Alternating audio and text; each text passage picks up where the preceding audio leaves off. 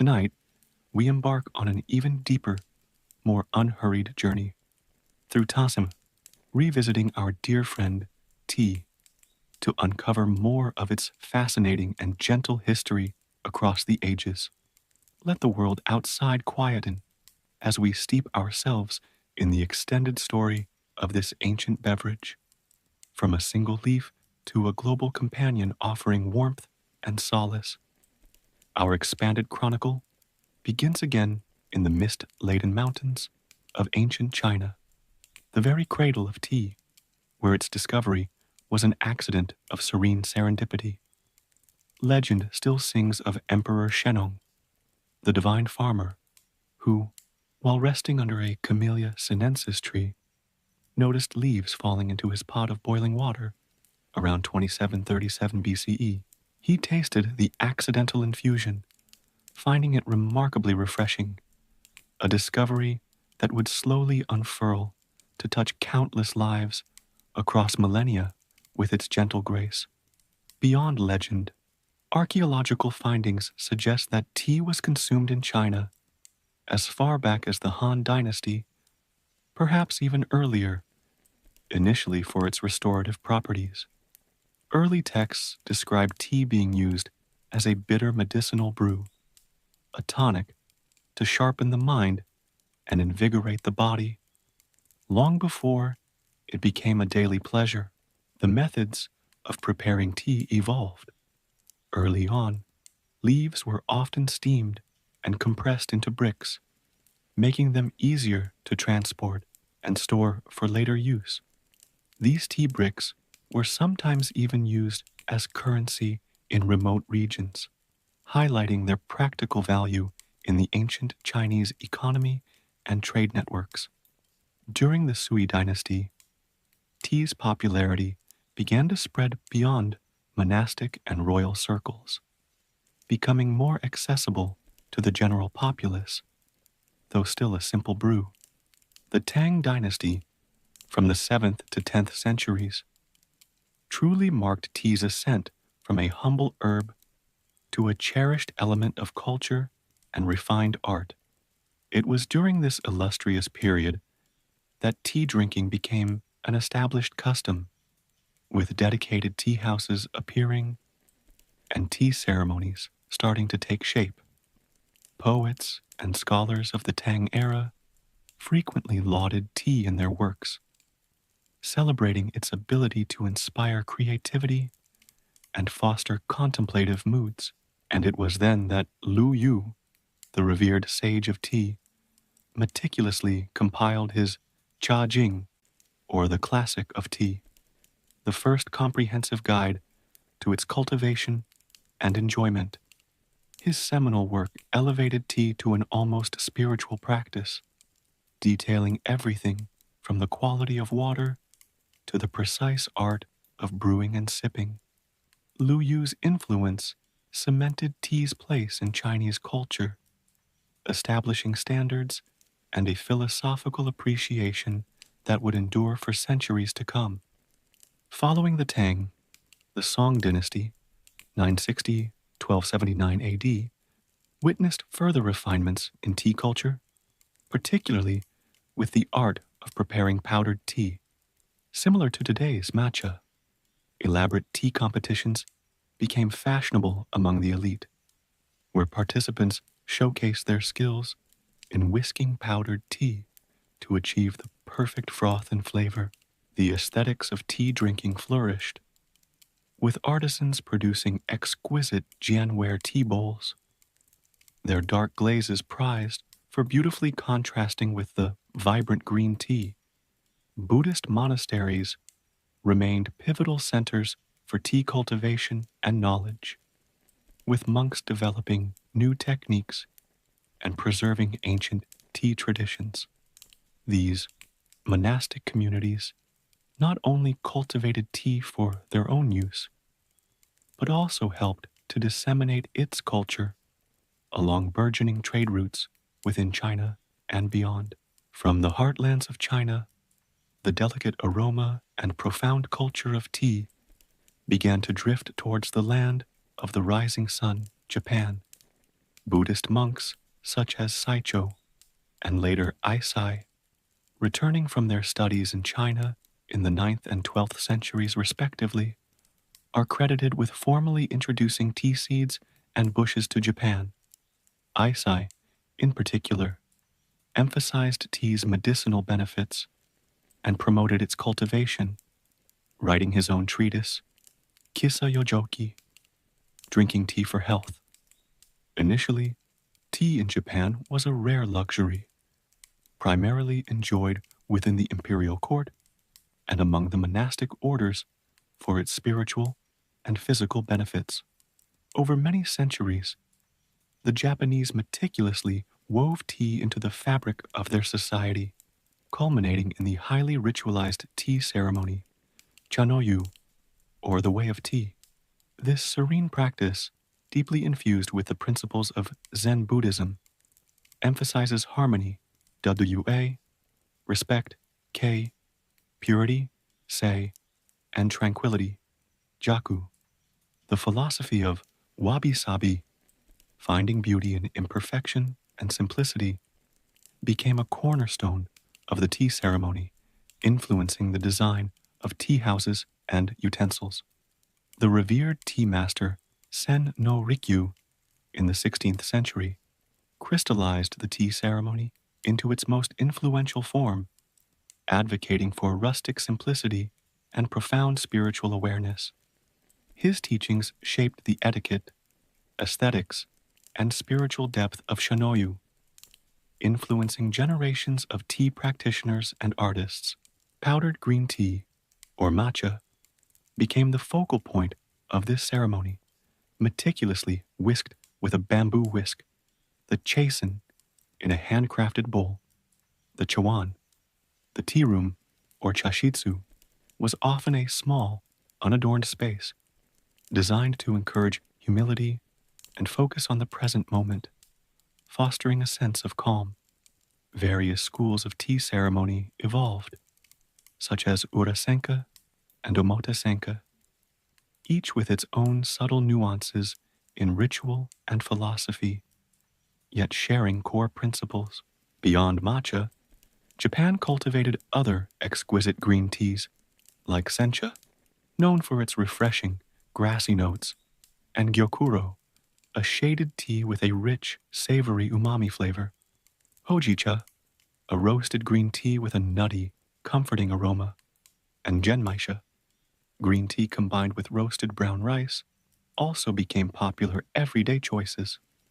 The art of tea in Japan became intertwined with other cultural practices, including ikebana, flower arranging, and calligraphy, creating a holistic aesthetic experience. Seasonal changes were deeply respected in the tea ceremony, with utensils, decorations, and even the choice of sweets reflecting the time of year. For a long expanse of time, the continent of Europe remained distant from the allure of this enchanting leaf until daring seafarers began to map new routes. Portuguese traders, establishing a post in Macau in the mid-16th century, were among the very first Europeans to encounter tea and witness its consumption. However, it was the Dutch East India Company, VOC, in the early 17th century that began the first significant commercial importation of tea into Europe. These initial shipments were small and incredibly expensive, making tea an exotic novelty, accessible only to the wealthiest echelons of society. A true luxury. Tea first arrived in Amsterdam, and from there, its reputation as a curious and healthful beverage began to spread to other European capitals. In France, tea found favor in Parisian salons, where intellectuals and socialites gathered, though it often competed with the already popular coffee and chocolate. Early European writings on tea often focused on its purported medicinal virtues, with pamphlets claiming it could cure a wide range of ailments. The preparation in Europe often involved adding milk and sugar, a practice that contrasted with the unadulterated forms enjoyed in much of Asia at the time. Apothecaries and exclusive spice merchants were often the first to stock tea, selling it by the ounce at prices that underscored its rarity and exotic origin. Germany and Italy also saw tea introduced, though its adoption was slower compared to countries with more direct trade links to the East.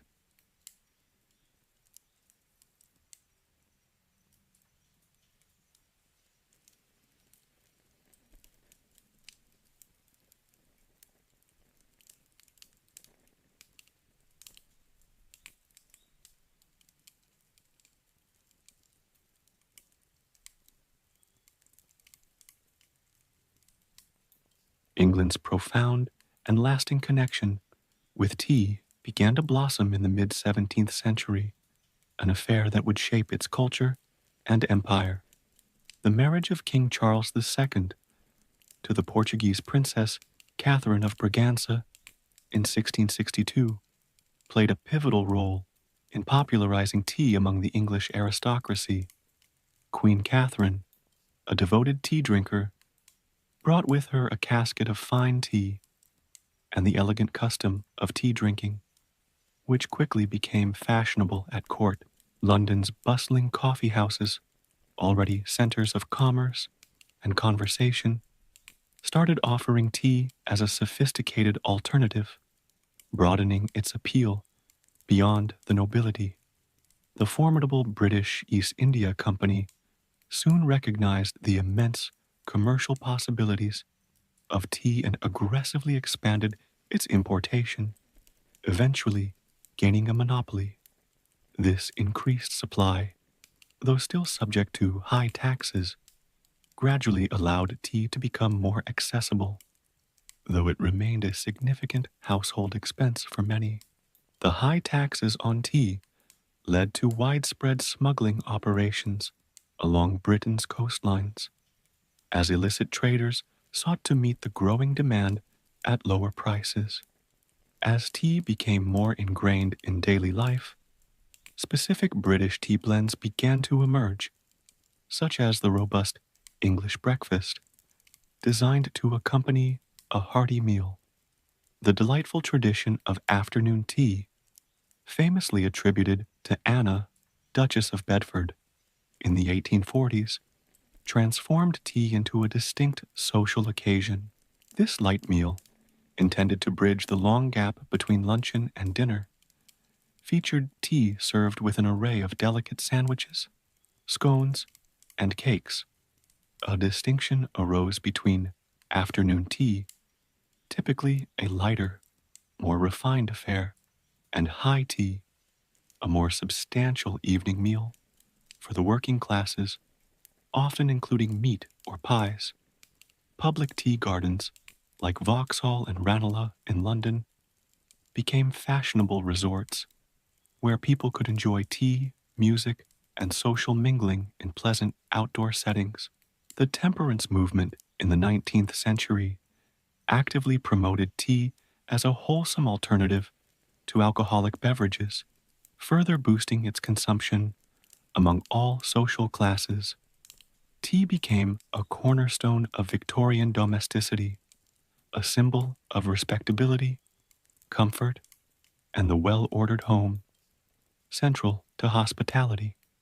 Seeking to control the tea trade, Britain embarked on a daring plan involving the Scottish botanist Robert Fortune, who famously smuggled tea plants and knowledge from China to India. This endeavor led to the establishment of vast tea plantations in Assam, where a native variety of tea plant was discovered, and later in Darjeeling and Ceylon, Sri Lanka. The success of these colonial plantations, often built on challenging labor conditions, dramatically increased the global supply of tea and reduced British reliance on China. London became the center of the global tea trade, with bustling tea auctions where brokers and merchants bid for chests of tea from around the world. The mid-19th century also saw the era of the tea clippers, sleek, fast-sailing ships like the Cutty Sark, racing from China to England, laden with the precious new season's tea. Across the vast Atlantic Ocean, tea also found its way into the daily lives of the American colonists, brought by settlers from Europe. It was a familiar comfort, enjoyed in homes and public houses, becoming a staple beverage and an integral part of colonial social gatherings and daily rituals. Different colonies developed preferences. For instance, green tea was quite popular in some northern areas, while black tea gained favor elsewhere. However, this shared enjoyment soon became a point of bitter contention as Great Britain imposed taxes on various goods, including tea, to the dismay of the colonists. The Townshend Acts of 1767, which levied duties on tea and other imports, particularly inflamed tensions, leading to boycotts of British goods. This simmering anger famously erupted at the Boston Tea Party in December 1773, when enraged colonists dumped chests of East India Company tea into the harbor. While Boston's was the most iconic, other tea parties and protests against the tea tax occurred in other colonial ports, signaling widespread resistance.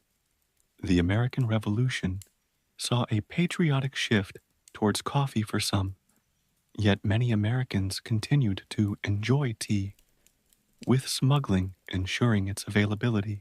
Post-revolution, Anglophile traditions persisted in some circles, ensuring that tea drinking, though perhaps less dominant, remained a part of American culture. In the American South, a particularly beloved tradition emerged with the creation of sweet iced tea, a wonderfully refreshing beverage perfectly suited to the warm climate.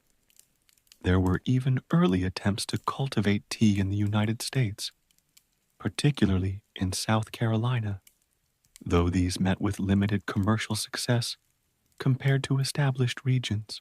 The remarkable journey of tea continued its global diffusion, weaving itself into the cultural fabric of countless nations, each adopting it in its own unique way.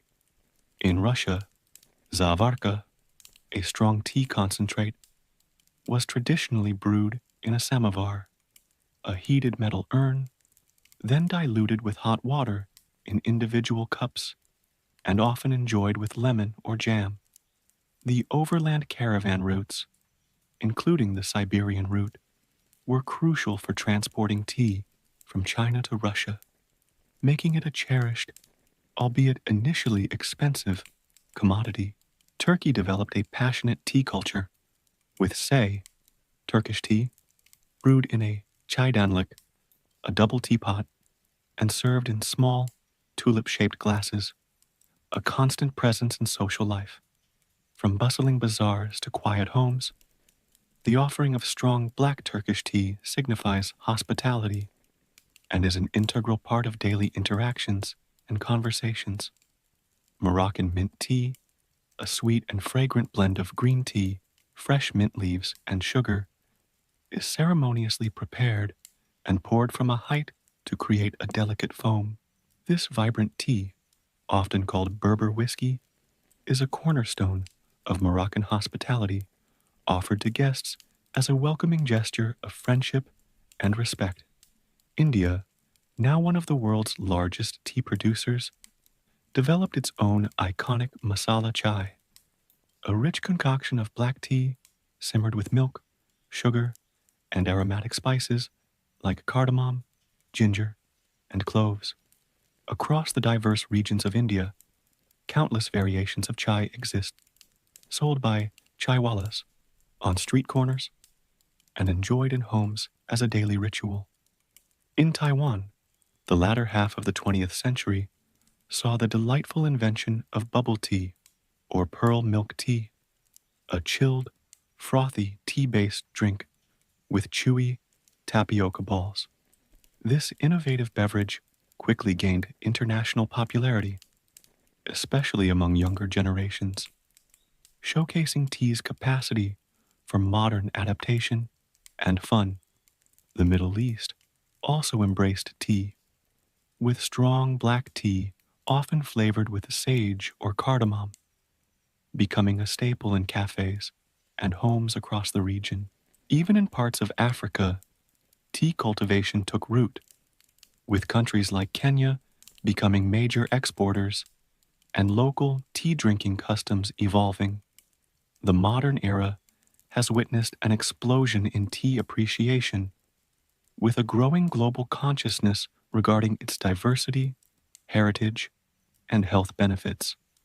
Scientific research has increasingly highlighted the antioxidants and other beneficial compounds found in tea, contributing to its image as a healthy lifestyle choice.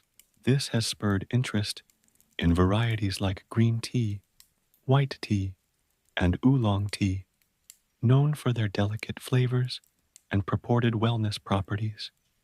The rise of specialty tea shops and online purveyors has made an astonishing array of loose leaf teas from around the world accessible to consumers.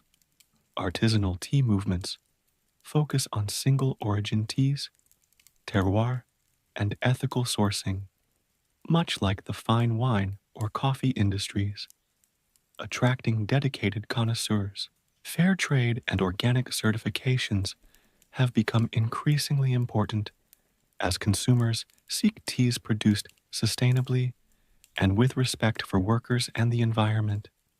Tea tourism is a growing niche, with enthusiasts visiting historic tea plantations in places like Darjeeling, Sri Lanka, or Japan to learn firsthand about cultivation and processing.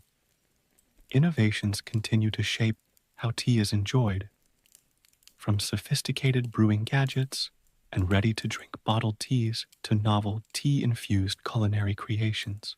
Contemporary wellness and mindfulness practices often incorporate tea, valuing its calming ritual and its ability to foster a moment of quiet contemplation in a busy world.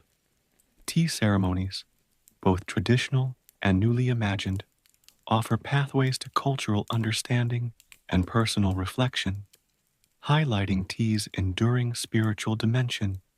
And so, our extended exploration of tea's remarkable voyage through history gently draws to a close for tonight, leaving us with much to ponder. This humble leaf, Camellia sinensis, has journeyed from ancient discovery to become a truly global phenomenon, woven into the very fabric of human civilization. It has served as medicine, currency, a subject of art and poetry, a symbol of hospitality, and a catalyst for both quiet contemplation and spirited revolution. Tea has been a silent witness to the rise and fall of empires, a companion through moments of solitude, and a bond shared in joyful gatherings. Its story is a testament to the beauty of cultural exchange, demonstrating how a simple plant can connect disparate peoples and traditions across vast distances. The ritual of preparing and drinking tea, in its myriad forms, offers a timeless thread of comfort, a moment of pause in our often hurried lives. As you settle into the quiet of the night, may the rich and gentle history of tea inspire dreams filled with warmth, peace, and serene landscapes. From a legendary emperor's chance discovery to the comforting cup you might imagine, tea's legacy is one of simple elegance and profound connection, a true gift. May your sleep be deep and restorative, as comforting and as rich as the long unfolding story of tea itself. Tonight, let us turn our gaze upwards towards the velvet canvas of the night sky and embark on a new, tranquil journey through time. We will explore the gentle history of stargazing, tracing humanity's timeless fascination with the cosmos and our ever-deepening understanding of the universe around us. Close your eyes for a moment and imagine the first people who looked up into the inky blackness, seeing it filled with countless glittering points of light. Their hearts must have been filled with a profound sense of awe, perhaps a touch of fear, but undoubtedly an immense wonder at the silent, celestial display above. In the deep stillness of prehistoric nights, those distant ancestors would have noticed the regular movements of the moon, its waxing and waning, a reliable rhythm in their lives. Archaeologists have found Paleolithic bone carvings, some tens of thousands of years old, which appear to be notched in ways that suggest early lunar calendars. Great megalithic structures, like the ancient stones of Stonehenge in England or Newgrange in Ireland, were meticulously aligned with solstices and equinoxes. These silent sentinels of stone stand as testament to early people's careful observation of the sun's path and the changing seasons it heralded. The stars themselves became characters in the grand theater of the night sky, woven into the earliest mythologies and oral traditions of cultures worldwide. Constellations were imagined as gods, goddesses, heroic figures, great animals, or sacred objects. Their stories passed down through generations around flickering fires. The ancient Greeks saw Orion the hunter striding across the winter sky, while indigenous Australians saw the emu in the dark spaces between the Milky Way's stars.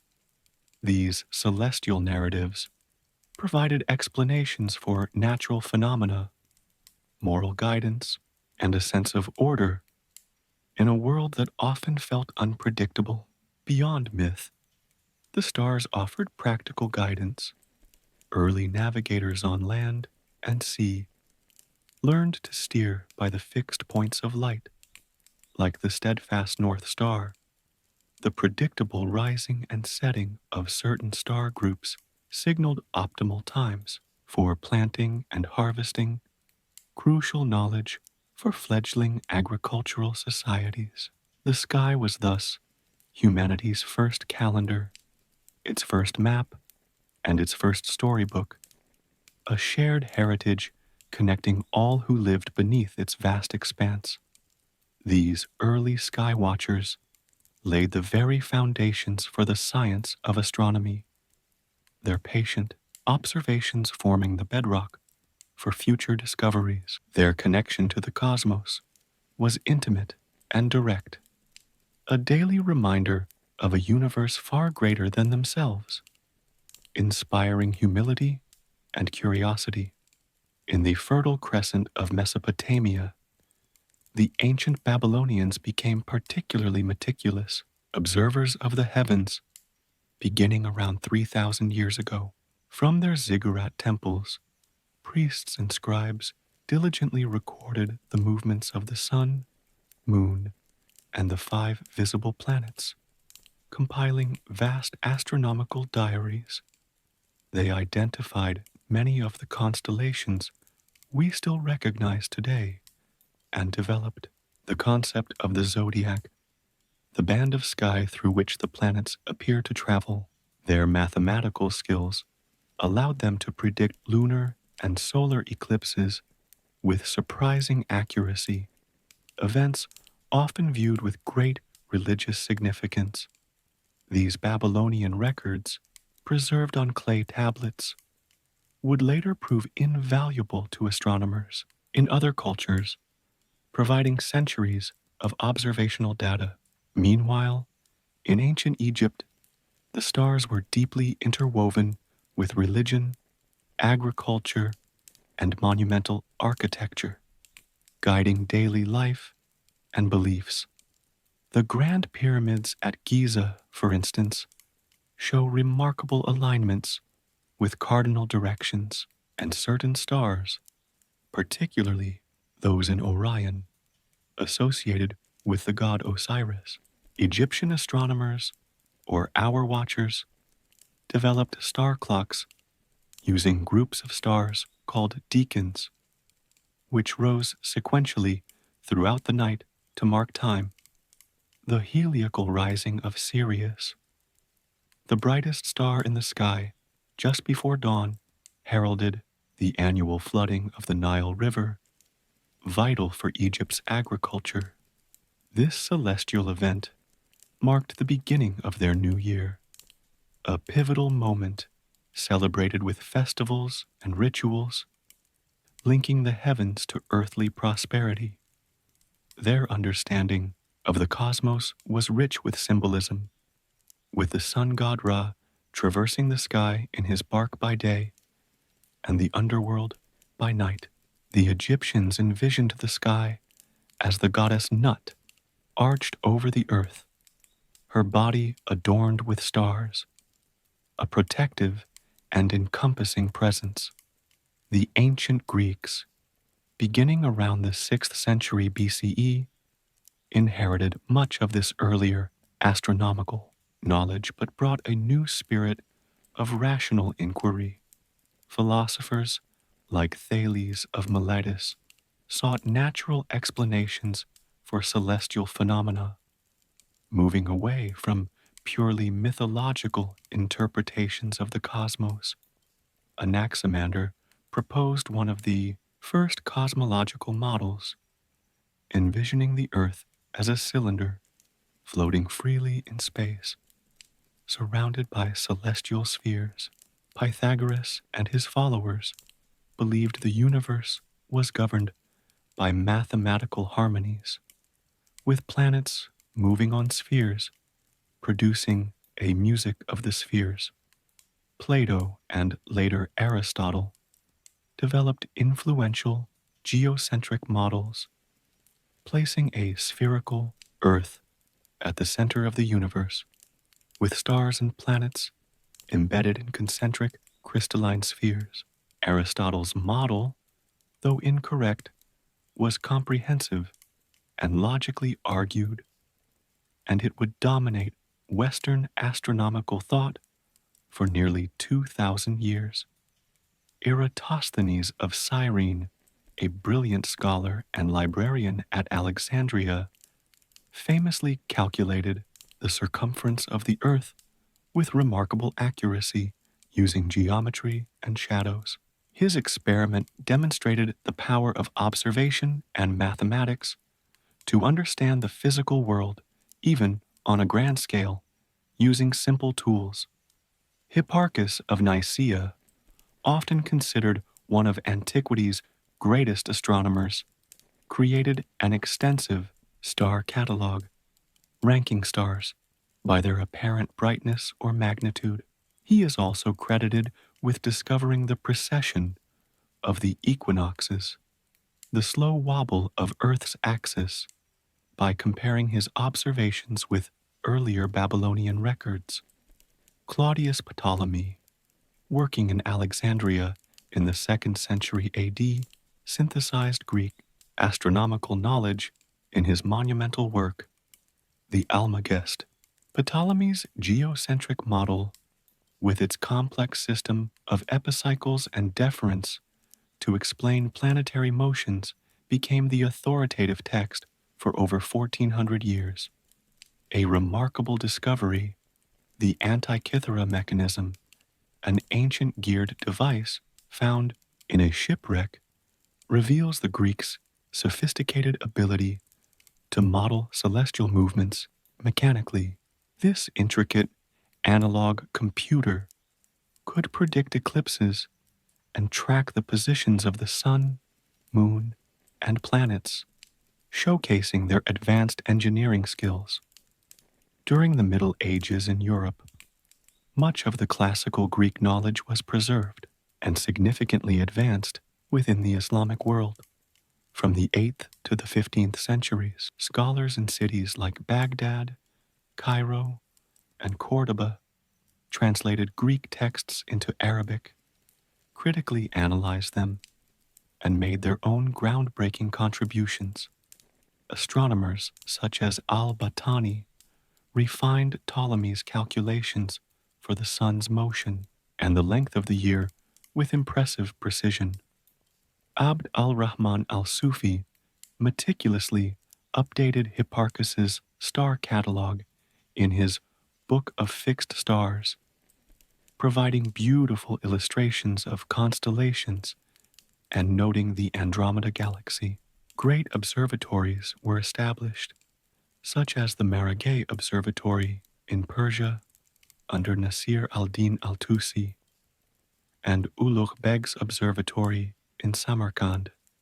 These centers of learning were equipped with sophisticated instruments like large quadrants, armillary spheres, and highly accurate astrolabes for precise measurements. Islamic astronomers made significant improvements to the astrolabe, a versatile instrument used for navigation, timekeeping, and determining the positions of celestial bodies. They developed advanced mathematical techniques, particularly in trigonometry, which were essential for complex astronomical calculations and model building. This rich body of astronomical knowledge, including improved star charts and mathematical methods, was gradually transmitted back to Europe through Spain and Sicily. In medieval Europe, stargazing was often intertwined with astrology, and the Ptolemaic system remained the dominant cosmological framework sanctioned by religious authorities. Universities began to emerge where astronomy, as part of the quadrivium, was studied, though often with less emphasis on direct observation than in the Islamic world. Yet, the night sky continued to inspire awe, and the construction of cathedrals sometimes incorporated astronomical alignments, echoing ancient traditions. The Renaissance period in Europe, starting in the 14th century, ushered in a renewed interest in classical learning and a spirit of critical inquiry that transformed astronomy. Nicolaus Copernicus, a Polish astronomer and mathematician, challenged the long-standing Ptolemaic geocentric model with his revolutionary heliocentric theory. In his book De Revolutionibus Orbium Coelestium, published in 1543, Copernicus proposed that the Earth and other planets revolved around the Sun. This radical shift, placing the Sun at the center, offered a simpler and more elegant explanation for the complex apparent motions of the planets.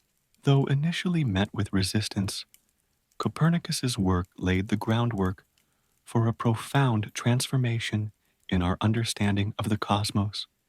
Tycho Brahe, a Danish nobleman, became the preeminent naked-eye astronomer of his time, conducting meticulous and sustained observations from his Uraniborg Observatory. His remarkably accurate star catalog and detailed records of planetary positions, especially Mars, provided the crucial data for future breakthroughs. Tycho also observed a new star or supernova in 1572, challenging the Aristotelian idea of an unchanging, perfect celestial realm beyond the moon. Johannes Kepler, a brilliant German mathematician and astronomer who worked with Tycho's data, formulated his 3 laws of planetary motion.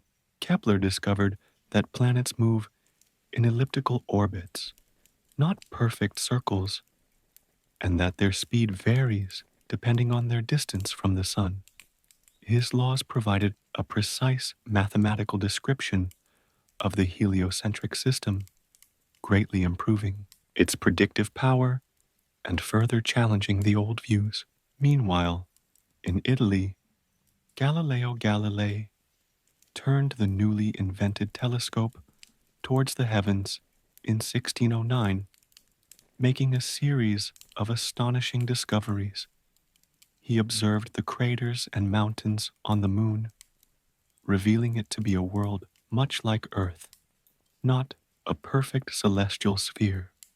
Galileo discovered Jupiter's 4 largest moons, demonstrating that not everything orbited the Earth, providing strong support for the Copernican model. He observed the phases of Venus similar to those of our moon, which could only be explained if Venus orbited the Sun. Galileo also resolved the Milky Way into countless individual stars, vastly expanding the perceived scale of the universe. His telescopic observations provided compelling visual evidence for the heliocentric theory, though they brought him into conflict with the Church. The culmination of this scientific revolution in astronomy came with Sir Isaac Newton, an English physicist and mathematician, in his Principia Mathematica. Published in 1687, Newton formulated the laws of motion and the law of universal gravitation. Newton's law of gravity explained why planets move in elliptical orbits, as Kepler had described, providing a physical basis for the heliocentric model. This unified celestial and terrestrial mechanics, showing that the same physical laws governed the falling of an apple and the orbit of the moon. The work of these pioneers fundamentally shifted humanity's perception of its place in the universe, from a central position to a planet orbiting one star among many. The centuries following Newton saw continuous advancements in telescope technology, allowing astronomers to peer deeper and with greater clarity into the cosmos. Larger refracting and reflecting telescopes were constructed, gathering more light and revealing fainter and more distant celestial objects than ever before. In 1781, William Herschel discovered the planet Uranus, the first planet to be found since antiquity, expanding the known boundaries of our solar system. Later, in 1846, Neptune was discovered based on mathematical predictions derived from irregularities in Uranus's orbit, a triumph of Newtonian physics. The development of spectroscopy in the 19th century allowed astronomers to analyze the light from stars, determining their chemical composition, temperature, and motion. This new tool transformed stars from mere points of light into individual suns with unique physical characteristics, opening up the field of astrophysics. Astronomers began to grasp the immense scale of our own Milky Way galaxy and to realize that the faint nebulae were, in many cases, distant galaxies themselves. Edwin Hubble's observations in the 1920s confirmed that these spiral nebulae were indeed island universes far beyond our own, dramatically expanding the known universe. Hubble also discovered that these galaxies are generally receding from us, and that the farther away they are, the faster they are receding, evidence for an expanding universe. This discovery laid the observational groundwork for the Big Bang theory, our current cosmological model for the origin and evolution of the universe. The 20th and 21st centuries have brought even more profound discoveries. Quasars, pulsars, black holes, dark matter, and dark energy, revealing a universe stranger and more wonderful than imagined.